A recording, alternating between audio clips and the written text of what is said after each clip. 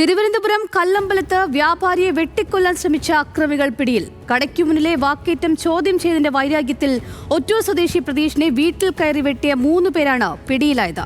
December 8 നടന്ന ആക്രമണത്തിന് ശേഷം ഒളിവിൽ പോയ സംഘത്തിലെ 2 പേർ കൂടി പിടിയിലാകാനുണ്ട്. കടയ്ക്ക് മുൻപിൽ ബഹളം വെച്ചത് ചോദ്യം ചെയ്തതിനാണ് പ്രതീഷിനു നേരെ ക്രൂരമായ ആക്രമണം നടന്നത്.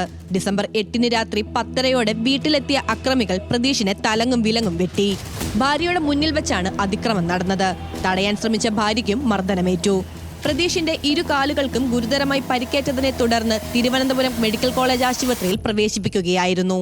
ആക്രമണത്തിനു ശേഷം ഒളിവിൽ പോയ 1-ാം പ്രതി കല്ലമ്പലം സ്വദേശി ജ്യോതിഷ്, വലിയവിള സ്വദേശി സതീഷ് സാവൻ, കരവാരം സ്വദേശി ഷിജിൻ എന്നിവരാണ് പോലീസിന്റെ വലയിലായത്. അക്രമം നടത്തിയ 2 പേർ കൂടി പിടിയിലാകാനുണ്ടെന്ന് പോലീസ് അറിയിച്ചു. മാവിൻമൂട് പ്രവർത്തിക്കുന്ന വ്യാപാര സ്ഥാപനത്തിന് മുൻപിൽ വെച്ചാണ് അക്രമി സംഘം ബഹളം വെച്ചത്. സ്ഥാപനത്തിന് മുൻപിൽ ബഹളം ഉണ്ടാക്കരുതെന്ന് പ്രതീഷ് ആവശ്യപ്പെട്ടത് പ്രതികൾക്ക് ഇഷ്ടപ്പെട്ടില്ല. ഇവിടെ വെച്ച് തർക്കമുണ്ടാവുകയും കടയുടെ ചില്ല് ഹെൽമറ്റ് ഉപയോഗിച്ച് തകർക്കുകയും ചെയ്തു. നാട്ടുകാരിടപെട്ടാണ് സംഘർഷം ഒഴിവാക്കിയത്. എന്നാൽ അന്നു രാത്രി തന്നെ അക്രമി സംഘം ആസൂത്രിതമായി പ്രതീഷിനെ വെട്ടി പരിക്കേൽപ്പിക്കുകയായിരുന്നു. മൊബൈലും പ്രതികൾ എറിഞ്ഞു തകർത്തു. 2-ാം പ്രതി സതീഷ് സാവൻ 22ഓളം ക്രിമിനൽ കേസുകളിൽ ഉൾപ്പെട്ടയാളാണ്.